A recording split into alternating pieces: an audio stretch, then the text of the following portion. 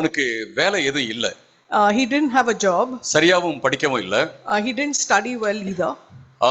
நான் வந்து அவனை ஒரு பிரிண்டிங் பிரஸ்ல கொண்டு போயிட்டு அங்க குப்தான்னு ஒருத்தர் இருந்தாரு, அவர்கிட்ட பேசி வேலையெல்லாம் நான் ஃபிக்ஸ் பண்ணி கொடுத்தேன். I arranged for a job for him at a printing press after speaking to the owner. அவங்களுடைய அப்பா அம்மாவுடைய தொழில் என்ன அப்படின்னு கேட்டீங்கன்னா குதிரை வண்டி ஓட்டுறது.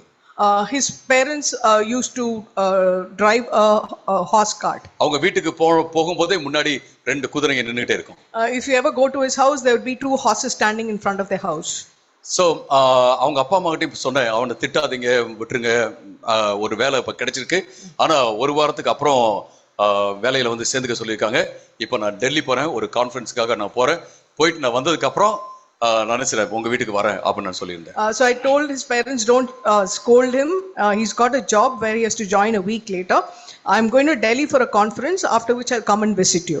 So டெல்லிக்கு போயிட்டு நான் திரும்ப வரேன். So I went to Delhi and I came back. சரி, ஆனந்த பார்க்கணும்னு சொல்லிட்டு நான் என்னுடைய 2-wheeler எடுத்துக்கிட்டு அவங்க ஏரியாவுக்கு நான் போறேன். So I took my 2-wheeler to go see Anand and I went to their place. முன்னாடி அந்த ரெண்டு குதிரை இருக்கு. The two horses were in the front of the house. புல்லு சாப்பிட்டுட்டு இருக்கு. It's eating hay. பிள்ளைங்க எல்லாம் வெளியில விளையாண்டுட்டு இருக்காங்க. The children are playing outside. வீட்ல வழக்கமா அவங்களுடைய அம்மா வந்து வீட்ல முன்னாடியில ஏதாவது ஒன்னு வேலை செஞ்சிட்டு இருப்பாங்க, அவங்க இல்ல. Normally his mother would be outside in the front yard doing some work, but she was not there. வீட்டுக்குள்ள நான் போய் நான் ஹலோன்னு கூப்பிடுறேன். So I walked into the house and I called out to them. ஒரு சின்ன பொண்ணு வெளில வருது. A small girl came. உட்காருங்கன்னு சொல்லுது. She said sit down. அப்புறம் அவங்க அப்பா என்ன செய்றாரு, இந்த பைஜாமாவை அப்படி கட்டிக்கிட்டே என்ன செய்றாரு, அவர் வெளியில வராரு.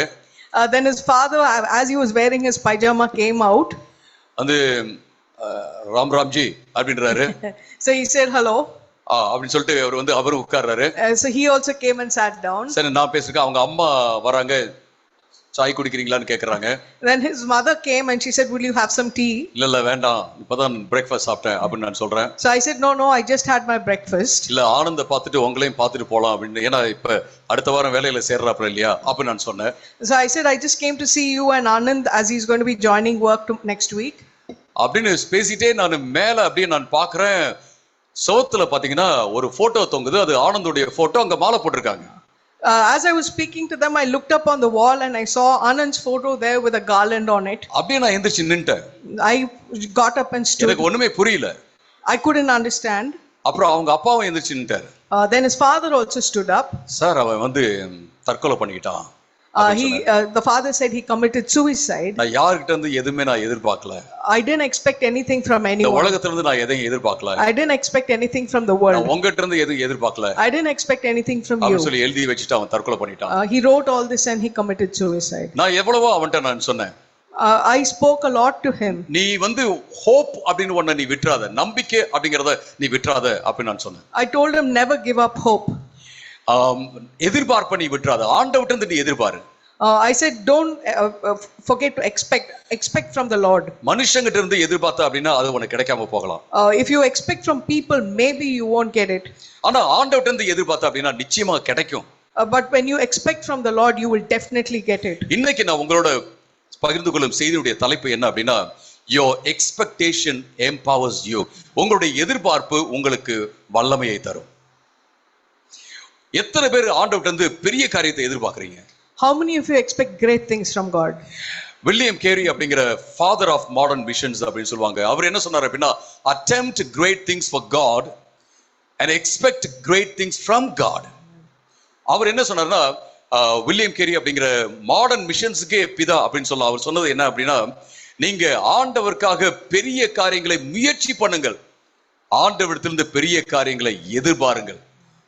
இன்றைக்கு மட்டுமல்ல, வருகிற ஒவ்வொரு நாட்களிலும் வருகிற வருடங்களிலும் நீங்க ஆண்டவரிடமிருந்து பெரிய காரியங்களை எதிர்பார்க்க வேண்டும்.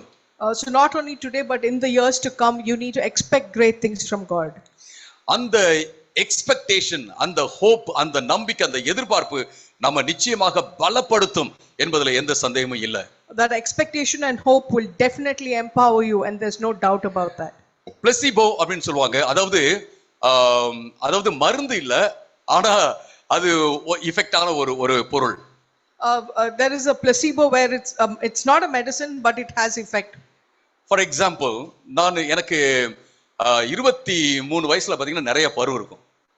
So when I was about 23, I had a lot of pimples. ஒரு ஸ்கின் டாக்டர்கிட்ட போனேன் திருச்சியில. So I went to a skin doctor in Trichy. அவர் ஒரு ஒரு புட்டியில வந்து மருந்து கொடுத்தாரு. இதை வந்து ஒரே ஒரு டிராப் மட்டும் போட்டு ஒரு நாளைக்கு 5 தடவை ஃபேஸ் கழுவணும் தம்பி அப்படின்னு சொன்னார்.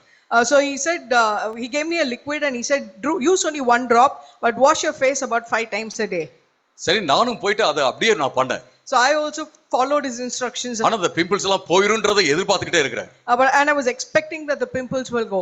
உண்மையிலேயே பிம்பிள்ஸ் எல்லாம் 90% போயிடுச்சு. Actually about 90% of my pimples were gone. அதுக்கப்புறம் நான் போய் கேட்டேன், என்ன மருந்து கொடுத்தீங்க சார் அப்படின்னு கேட்டேன் நான் அவர்கிட்ட. Then I went to the doctor and asked him, what medicine did you give me? அவர் ஒண்ணு சொல்ற, வேற ஒண்ணும் இல்ல, சும்மா அந்த பொலிவு கொடுக்கிற மாதிரி ஒரு மருந்து தான், அதை நீங்க போட்டு நீங்க 5 முறை நீங்க வாஷ் பண்ணுங்கன்னு சொன்னா வாஷ் பண்ணுவீங்களா அப்படின்னு கேட்டாரு. So he said, I just gave you a placebo. If I told you to wash your face 5 times in a day, would you? So 5 தடவை உங்களை வாஷ் பண்ணீங்கன்னா எல்லாம் தன்னால போயிடும், அவ்வளவுதான் அப்படின்னு சொன்னாரு. So he said, if you actually wash your face 5 times a day, the pimples would go. But ஒவ்வொரு தடவையும் நான் வாஷ் பண்ணும்போது நான் என்ன பார்த்தேன்னா பிம்பிள்ஸ் எல்லாம் போகுது அப்படிங்கறது தான் என்னோட எதிர்பார்ப்பு. As I was washing my face, every time I had the hope that the pimples would go. நல்ல மருந்து ஒன்னு கொடுத்திருக்காரு அப்படின்னு தான் நான் நினைச்சிட்டு இருந்தேன். I thought he'd given me a good medicine. அது நிச்சயமான ஒரு நல்ல மருந்து தான். It was definitely a good medicine. ஏன் தெரியுமா நல்ல மருந்து? அது என்னுடைய எதிர்பார்ப்பை தூண்டி விட்டது. It was a good medicine because it induced my hope. தேவனுடைய வார்த்தைகள், தேவனுடைய பிரசன்னம், நீங்க கேட்கும் செய்திகள் எல்லாமே உங்களுக்கு ஆண்டவர் கொடுக்கும் நல்ல மருந்து. Amen. The message you hear from the Lord, the promises you hear from the Lord is always good medicine. ஏனா நமக்குள்ள அது நம்பிக்கையை உருவாக்குகிறது, தூண்டி விடுகிறது. Because it always creates and induces hope in us. ஒருத்தர் என்கிட்ட கேட்டாரு, நீங்க நம்பர்னு சொல்லிட்டு திடீர்னு செத்து அப்படின்னு கேட்டாரு. ஒரு செமினார்ல ஒரு தம்பி கேட்டாரு. So a person in the seminar asked me, if you keep hoping and trusting, but if you die one day, what will happen? நம்பிக்கை இல்லாம சாகிறதோட நம்பிக்கிட்டே சாகிறது ரொம்ப நல்ல ஒரு விஷயம் அப்படி சொன்னார். I said that it's better to die with faith rather than without. அருமையானவர்களே, இன்றைக்கு இந்த நம்பிக்கை நமக்குள்ள வர வேண்டும் என்பதுதான் உங்களுக்கு முன்பாக நான் வைக்க இருக்கிறேன். Beloved, I placed before you that this hope should come in us. நான் ஒரு 4 முக்கியமான காரியங்களை நம்பிக்கை குறித்து நான் உங்களிடத்தில் நான் பேச போறேன். I want to share with you 4 things with regard to hope. முதலாவதாக, expectation fosters resilience. எதிர்பார்ப்பு அப்படிங்கிறது நாம மீண்டு வரும் சக்தியை நமக்கு அது கொடுக்கும் அப்படின்றத நாம பார்க்கிறோம். ஒரு பந்த தூக்கி நீங்க வால்ல அடிச்சீங்க அப்படின்னா, சோதனை அடிச்சீங்கன்னா அது திரும்ப வருது இல்ல, அந்த மாதிரி திரும்ப வரும் சக்தியை இந்த எதிர்பார்ப்பு நமக்கு தருகிறது. If you take a ball and throw it against a wall, it will definitely come back to you. That is the kind of resilience that expectation fosters. அருமையானவர்களே, நம்ம ஒரு நாளும் நாம நம்முடைய தைரியத்தை இழந்து விடவே கூடாது. We should never lose heart at any point of time. தைரியமாக இருக்க வேண்டும். We need to be strong. 2 கொரிந்தியர் 4வது அதிகாரம் 8-9 இந்த வசனங்கள்ல நம்ம பலமுறை பாடல்கள்ல பாடுறோம் இல்லைங்களா? நாங்கள் எல்லா பக்கங்களிலும் நெருக்கப்பட்டும் ஒடுங்கி போகிறதில்லை, கலக்கம் அடைவதும் மனம் உடைவதும் இல்லை, கலக்கம் அடைந்து மனம் உடைவதும் இல்லை, துன்பப்படுத்தப்பட்டும் கைவிடப்படுவதும் இல்லை, கீழே தள்ளப்பட்டும் மடிந்து போகிறது இல்லை அப்படின்னு சொல்றாரு பாருங்க. In 2 Corinthians chapter 4 verses 8 and 9, and we also sing this song, we are hard pressed on every side but not crushed, perplexed but not in despair, persecuted but not abandoned, struck down but not destroyed. இங்கே பவுல் வந்து பாத்தீங்கன்னா நிஜம் என்ன அப்படிங்கறதையும், அப்புறம் அவருடைய எதிர்பார்ப்பு என்ன அப்படிங்கறதையும், நம்பிக்கை என்ன அப்படிங்கறதையும் ரெண்டையுமே அவர் சரியா பேலன்ஸ் பண்ணி சமநிலைப்படுத்தி பேசுறதை நம்ம பார்க்கிறோம். We see Paul giving a very balanced view of what he is believing in and what is the truth. ஆமா, நான் எல்லா பக்கத்திலும் நெருக்கப்பட்டு தான் இருக்கிறேன். Yes, I am hard pressed on every side. சிலர்லாம் அந்த பாசிட்டிவ் கன்ஃபெஷன் டீச் பண்ணுவாங்க. Many people teach positive confession. நெருக்கப்பட்டிருக்கேன்னு சொல்லாதீங்க brother. They will say, don't say you're hard pressed. நெஞ்சு அப்படியே வலிக்கிற மாதிரி இருக்கு. I feel pain in my heart. நெஞ்சு வலிக்குதுன்னு சொல்லாதீங்க brother. Don't say your heart is aching. அது அப்படியே இதாயிரும், அப்படிலாம் சொல்லாதீங்க. Don't say it, it'll happen is what they will say. அருமையானவர்களே, I believe in positive confession. நான் பாசிட்டிவ் கன்ஃபெஷன் பண்றேன், நான் வந்து அதை விசுவாசிக்கிறேன். ஆனா டூ மச்சா எல்லாத்துலயும் போறது பிப்ளிக்கல் வேதத்தின்படி அல்ல. I believe in positive confession, but I don't believe in taking it to an extreme. That's not in the Bible. இங்க பவுல் சொல்றாரு, ஆமா நாங்க எல்லா பக்கத்திலும் நெருக்கப்பட்டு தான் இருக்கிறோம். So Paul is saying here, yes, we are hard pressed on every side. கலக்கம் அடைஞ்சு தான் இருக்கோம். We are perplexed. சில வேளை எங்களுக்கு என்ன செய்யறதுனே புரியல. We don't understand what we need to do at துன்பப்படுத்தப்பட்டு times. தான் இருக்கிறோம், We are being persecuted. தள்ளப்பட்டு தான் இருக்கிறோம். We are abandoned. ஆனால் நாங்கள் மடிவதில்லை அப்படின்னு சொல்றாரு. But we will not be destroyed. அதுதான் நம்பிக்கை. That இது is ரொம்ப faith. முக்கியமான ஒரு காரியம்.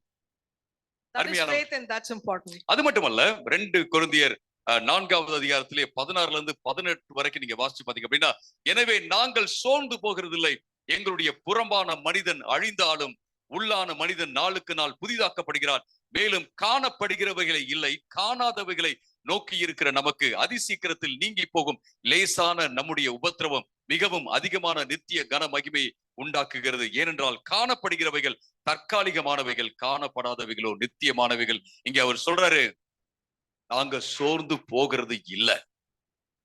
So in 2 Corinthians chapter 4 verses 16 to 18, Paul says, therefore we do not lose heart. Though outwardly we are wasting away, yet inwardly we are being renewed day by day. For our light and momentary troubles are achieving for us an eternal glory that far outweighs them all. So we fix our eyes not on what is seen, but on what is unseen. Since what is seen is temporary and what is unseen is eternal. நாங்கள் சோர்ந்து போகிறது இல்லை. எல்லாம் சேர்ந்து சொல்லாமா? நாங்கள் சோர்ந்து போகிறது இல்லை. We do not lose Praise the heart. Lord. Praise the Lord. இதை நம்ம ஒவ்வொரு நாள் சொல்லிக்கிட்டே இருக்கணும். நாங்க சோர்ந்து போகிறது இல்லை, நாங்க சோர்ந்து போகிறது இல்லை. இது ரொம்ப ரொம்ப முக்கியமான ஒரு காரியம். We need to keep saying every day that we do not lose heart. அடுத்த ஸ்லைட்ல நீங்க பாத்தீங்க அப்படின்னா, நீங்க ஒரு ரோட பாக்குறீங்க, ரொம்ப அழகான ஒரு ரோடா இருக்கு 2023ல. ஆனா 2022ல இது வந்து ரஷ்யா மூலமாக யூக்ரைன்ல உள்ள ஒரு ரோடு. இது ரஷ்யா மூலமாக தாக்கப்பட்டு நொறுக்கப்பட்டு ஒண்ணுமே இல்லாம எப்படி இருந்துச்சு 2022ல அப்படின்னு நீங்க பாருங்க. ஆனா 2023ல என்ன செஞ்சாங்க அப்படின்னு கேட்டீங்கன்னா, இப்படிப்பட்ட ஒரு அழகான ரோடு இருக்கு. ஏன்? அங்க இருக்க மக்கள், அங்க இந்த இடத்தை வந்து ஆக்குபை பண்ண ரஷ்யன் சோல்ஜர்ஸ எல்லாத்தையும் அவங்க துரத்தி விட்டு மறுபடியும் என்ன செஞ்சாங்க, எழுந்து அவர்கள் கட்டினார்கள் அப்படின்னு சொல்லி நம்ம பாக்குறோம். If you look at the picture on the slide, you see 2 roads, one in 2023 where the road is really beautiful, and in 2022 where the road is destroyed.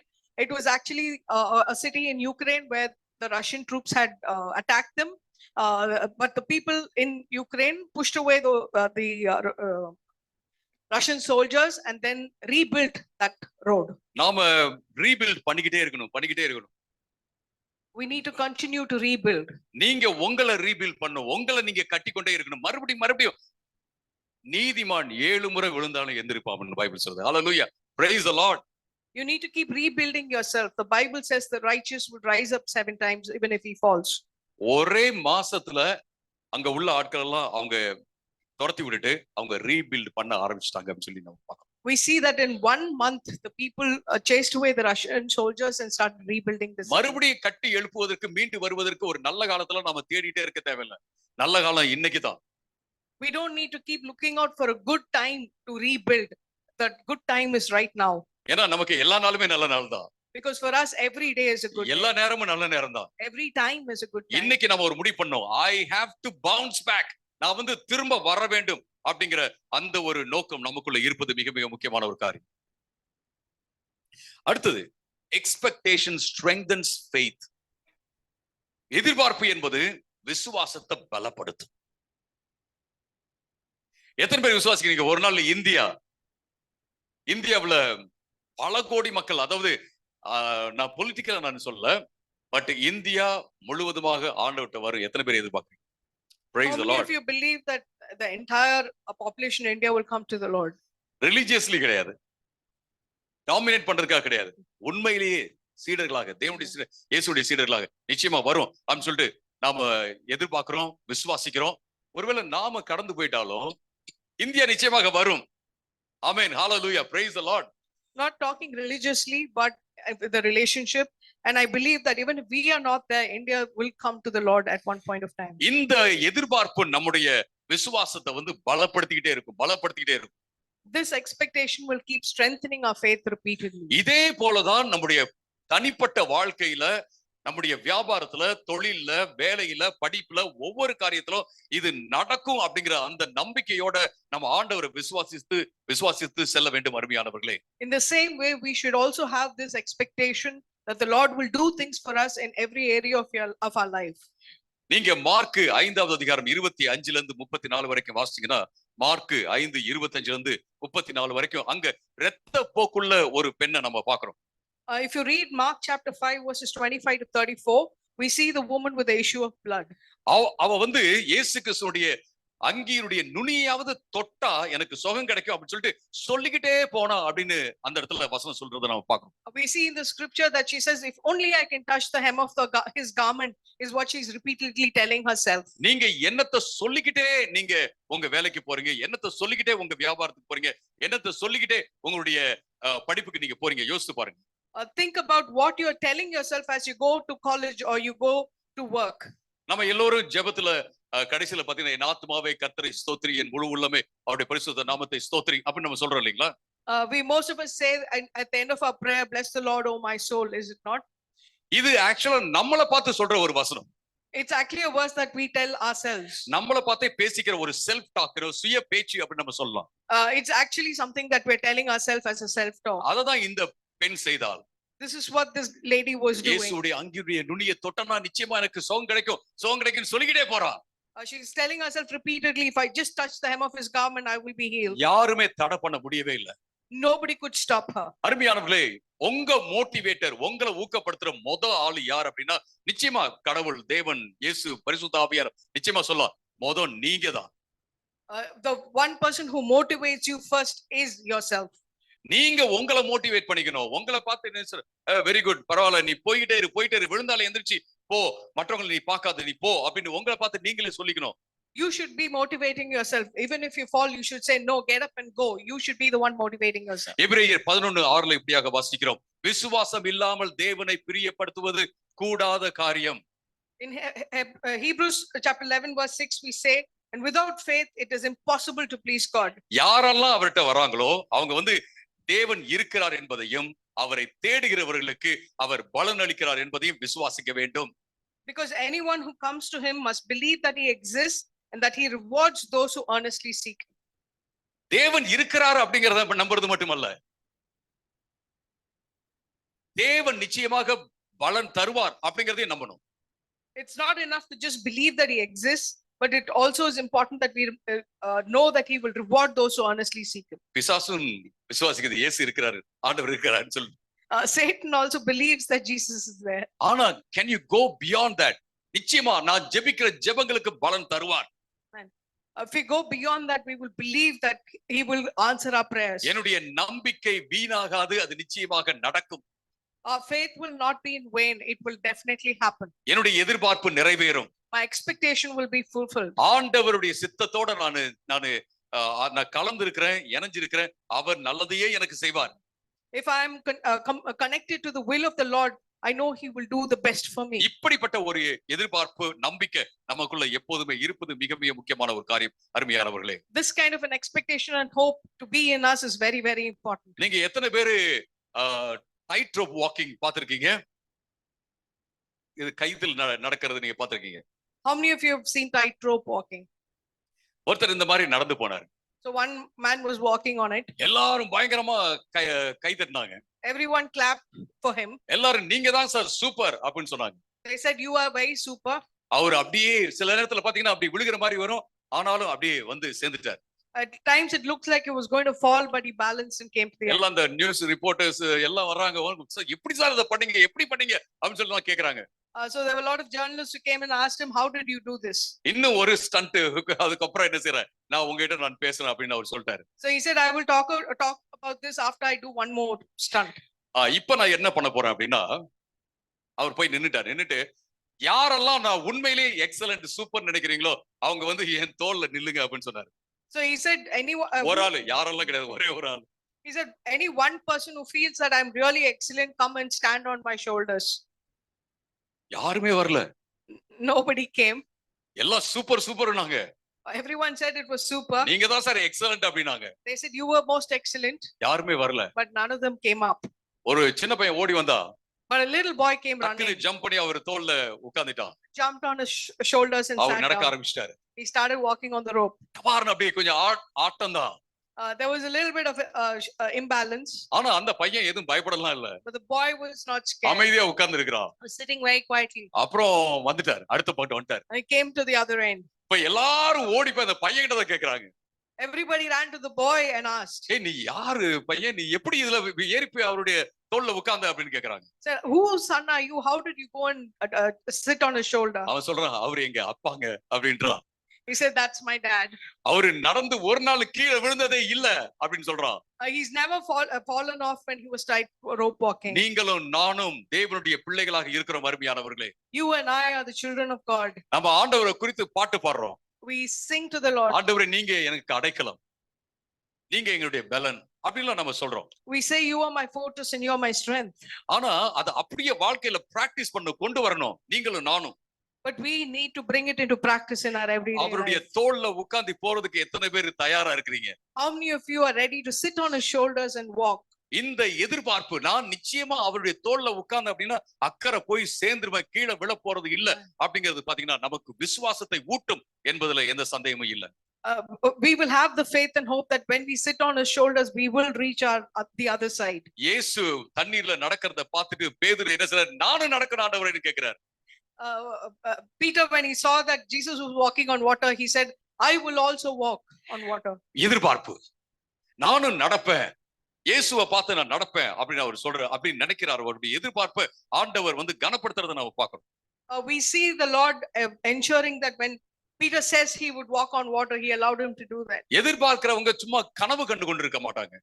People who expect don't just dream. எதிர்பார்க்கிறவர்கள் களத்திலே இறங்குவார்கள்.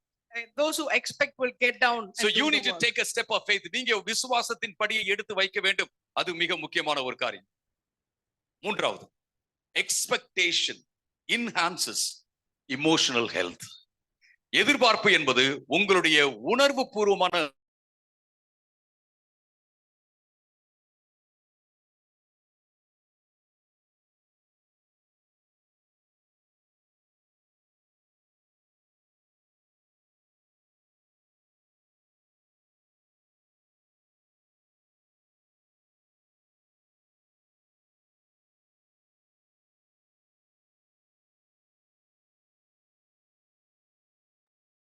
Cancer வந்தவங்க நிறைய பேர் நான் பார்த்திருக்கிறேன்.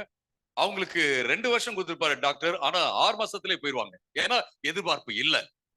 So there are some people who give up hope when they have cancer and die very soon, though they are given a long time to live. ஒரு சிலர் நான் பார்த்திருக்கிறேன், அவங்க இப்ப வயசா ஆயிடுச்சு, தாத்தாவே ஆயிட்டாங்க, கேன்சர்லாம் போய் இப்ப அதெல்லாம் தாண்டி வந்துட்டாங்க. Praise the Lord. ஏன்னா நம்பிக்கை. But there are some people who have grown old but have overcome the cancer and are living cancer free. எல்லாத்த காட்டிலும் ரொம்ப ரொம்ப முக்கியமானது என்ன தெரியுங்களா? Emotional health, wellness. அதான் ரொம்ப important. Emotional health is the most important in everything. Emotional health அப்படின்னு நம்ம சொல்லும்போது நான் சொல்லுவேன், உங்களுடைய உள்ளான மனுஷன் ரொம்ப important. When I talk about emotional health, I talk about the inward man. இந்த உள்ளான மனுஷன், உள்ள இருக்கிற மனுஷன் வந்து ஸ்ட்ராங்கா இருந்தா அப்படின்னா நீங்க எதையும் சாதிக்க முடியும், செய்ய முடியும். If the inward man is strong, you can achieve anything. இது ரொம்ப ரொம்ப இம்பார்ட்டன்ட். இன்னைக்கு எல்லாம் படிச்சவங்க, இன்டெலிஜென்ட்டான ஆட்கள் எல்லோருமே அவங்க வந்து ரொம்ப பெருசா வந்துட்டாங்க அப்படின்னு சொல்ல முடியாது. Today you cannot say that everyone who's intelligent has come up in life. எல்லா A+ ஆட்களுமே வந்து பெரிய பெரிய பிசினஸ் நடத்திட்டு இருக்காங்க, நீங்க யோசிக்காதீங்க. People who've got A+ are all doing well is not something we should think. அதனால A+ வாங்க வேண்டாம்னு சொல்லல. I'm not saying you shouldn't get A+. நீங்க எல்லாரும் A+ வாங்கணும். You should get A+. படிக்கிற பிள்ளைங்க எல்லாருமே. Everyone who's studying. பட் அது மட்டுமே நமக்கு உதவி செய்யாது. நம்முடைய இமோஷனல் ஹெல்த், ஒரு நம்பிக்கை, நம் தைரியம், கான்ஃபிடன்ஸ், இது எல்லாமே நமக்கு உதவி செய்யும் அருமையானவர்களே. Just getting good marks won't help, but our emotional health and our faith and everything else also plays a role. இங்க ஒரு பெரிய, அதாவது உலகத்திலேயே ரொம்ப ரொம்ப இன்டெலிஜென்ட்டான ஒருத்தர், அறிவுள்ள ஒருத்தர் குறித்து நான் உங்ககிட்ட பேச போறேன். I'm going to talk to you about somebody who is very very intelligent in the world. அவருடைய பேர் என்ன அப்படின்னு கேட்டீங்கன்னா, William James Sidis. His name was William James Sidis. அவர் வந்து ஒரு யூதர். He was a Jewish man. ரஷ்யாவுல இருந்து அமெரிக்காவுல வந்து செட்டில் ஆன ஒரு குடும்பம். Their family moved from Russia and settled in the US. அவருக்கு கொடுத்த டைட்டில் என்னன்னா, the most intelligent man in the world has lived a miserable life. அதான் உலகத்திலே ரொம்ப ரொம்ப அறிவான ஒரு ஆளு வந்து மிக மிக துக்கமான வாழ்க்கையை அவர் வாழ்ந்திருக்கிறார் அப்படிங்கிறதுதான். அவருடைய ஐக்கியூ பாத்தீங்கன்னா ரொம்ப ரொம்ப ஹையா இருந்துச்சு. His IQ was very, very high. ஆனா சின்ன பிள்ளையில அவர் வந்து அந்த சிறு வயது பிராயத்தை வந்து அவர் என்ஜாய் பண்ணவே இல்லை. He never enjoyed his childhood. அவருடைய இன்டெலிஜென்ஸ் பத்தி நம்ம பேசணும் அப்படின்னா, If we talk about his intelligence, நம்ம இதெல்லாம் சொல்லலாம். அதாவது 18 வயசு இருக்கும்போது அவர் வந்து the நியூயார்க் டைம்ஸ் பேப்பரை வந்து வாசிக்க ஆரம்பிச்சிட்டார். 18 வயசுல. 8 வயசுல பாத்தீங்க அப்படின்னா French, German, Russian, Turkish, Armenian, Latin இந்த பாஷை எல்லாமே அவர் வந்து படிச்சு வச்சிருந்தார். so when he was 18 months old, he read the New York Times, and when he was 8, he was very fluent in French, German, Russian, and many other languages. 9 years இருக்கும்போது 9 வயசுல Harvard யூனிவர்சிட்டில அவருக்கு என்னது அட்மிஷன் கிடைச்சிச்சு. When he was 9, he was admitted into the Harvard University. So இதெல்லாம் நீங்க பாருங்க எவ்வளவு இன்டெலிஜென்ட்டா இருந்திருக்குன்னு சொல்லிட்டு. You can understand from all this how intelligent he must have been. ஆனா என்ன நடந்துச்சு அப்படின்னா, but actually what happened, அவங்களுடைய அம்மா அப்பா வந்து அவரை முன்னாடி லைம் லைட்ல கொண்டு வரணும்னு தான் யோசிச்சாங்களே ஒழிய அவரு ஒரு சின்ன பையன், அவருக்கு உணர்வு இருக்கு அப்படிங்கறத யோசிக்கவே இல்லை. they only focused on bringing him into the limelight, but forgot that he was a child and that he had emotions too. So ஒரு கட்டத்துல அவர் யோசிக்க ஆரம்பிச்சார், நான் வெளியில வரேன், எல்லாம் பிரஸ் பீப்பிள் எல்லாம் வராங்க, பத்திரிகையாளர் எல்லாம் வராங்க, எல்லாருக்கும் நான் பேட்டி கொடுக்குறேன், எப்ப பார்த்தாலும் என்னை சுத்தி ஆட்கள் இருந்துட்டே இருக்காங்க, எதுக்காக நான் வாழ்றேன் அப்படின்னு யோசிக்க ஆரம்பிச்சார். So he felt that he was always surrounded by people and giving interviews and everything, but he started thinking, why am I alive? So ரொம்ப ரொம்ப அவர் மன உபாதைக்குள்ள அவர் போனார். So he went into depression. அதுக்கப்புறம் என்ன நடந்துச்சு அப்படின்னா 46 வயசுல அவர் வந்து இறந்து போயிட்டார். And he died at the age of 46. Stroke வந்து he got a stroke. அந்த ஸ்ட்ரோக் வந்ததுக்கு காரணம் என்ன அப்படின்னு கேட்டீங்கன்னா, அவர் வந்து உணர்வு பூர்வமாக ஆரோக்கியமாக இல்லாததுதான். The reason for a stroke was because he was emotionally unwell. அவர் அடிக்கடி சொன்ன காரியம் என்னன்னா, எல்லாமே ஆர்டிபிஷியலா இருக்கு, இந்த உலகத்துல ஒரு பர்பஸே எனக்கு தெரியல, நான் எதுக்காக இந்த உலகத்துல வாழ்றேன் அப்படிங்கிறது எனக்கு தெரியல அப்படின்னு அவர் சொன்னார். Something that he kept repeating to himself is that there is no purpose in life, everything seems artificial. அருமையானவர்களே, இது ரொம்ப ரொம்ப இம்பார்ட்டன்டான ஒரு விஷயம் நம்ம நினைச்சு பார்க்கிறதுக்கு. ஒருவேளை வில்லியமுக்கு வந்து ஒரு பர்பஸ் இருந்துச்சுன்னு வச்சுங்களேன், ஒரு எதிர்பார்ப்பு இருந்துச்சுன்னு வச்சுங்களேன், எனக்கு கிடைச்சிருக்கிற இந்த இன்டெலிஜென்ஸை வச்சு, அறிவை வச்சு நான் என்ன பண்ணலாம் அப்படின்ற ஒரு ஐடியா அவருக்கு இருந்துச்சுன்னா நிச்சயமாக வாழ்ந்திருப்பார். If William had a purpose in life and he knew that he could use his intelligence for that purpose, definitely he would have lived. அவங்க அம்மா அப்பா பார்த்து சொல்லியிருப்பாரு, இத்தனை பத்திரிகையாளர் எல்லாம் வரக்கூடாது, இதெல்லாம் நடக்கக்கூடாது, நான் எதுக்கு இங்க வந்து நிக்கிறேன் அப்ப நான் யோசிக்க தேவையில்லை, எனக்குன்னு ஒரு ஐடியா இருக்கு, எனக்குன்னு ஒரு எக்ஸ்பெக்டேஷன் இருக்கு, பர்பஸ் இருக்கு அப்படின்னு சொல்லியிருப்பாரு. He would have said, I don't need all these journalists around me. I have a purpose in life and I know, and an expectation, and I know what I need to do. அருமையானவர்களே, நமக்கு ஒரு purpose இருந்துச்சு வச்சுங்களேன், ஒரு expectation, நம்ம வேலைக்கு ஓடுறோம், காலையில நம்ம எழுந்திரிச்சு போறோம் வரோம், அப்புறம் சாப்பிடுறோம், தூங்குறோம், மறுபடியும் காலையில போறோம், இப்படியே நம்ம ருட்டீனா நம்ம செஞ்சுட்டு இருக்க இந்த காரியத்துல நமக்கு பர்பஸ் என்னன்னு தெரிஞ்சிச்சு அப்படின்னா நமக்கு சந்தோஷம். We'll be very happy when in our routine life we know our purpose in life. இந்த பர்பஸ் என்ன செய்யும் அப்படின்னா நமக்கு இமோஷனல் வெல்பீயிங், வெல்னஸ், ஹெல்த் வந்து நம்ம கொடுக்கும். நம்முடைய உணர்வு சார்ந்த அந்த ஆரோக்கியத்தை இந்த பர்பஸ், இந்த எக்ஸ்பெக்டேஷன், இந்த எதிர்பார்ப்பு நமக்கு கொடுக்கும் என்பதுல எந்த சந்தேகமும் இல்ல. Expectation and purpose will give us wellness in our emotions. நான் ஒரு சில பிசினஸ்மேன் எல்லாம் நான் பார்த்திருக்கேன். I've seen some businessmen. Customers கண்ணாபின்னு திட்டுவாங்க. Customers would be scolding them. அவர் அமைதியா, எஸ் சார், புரியுது சார், புரியுது சார்.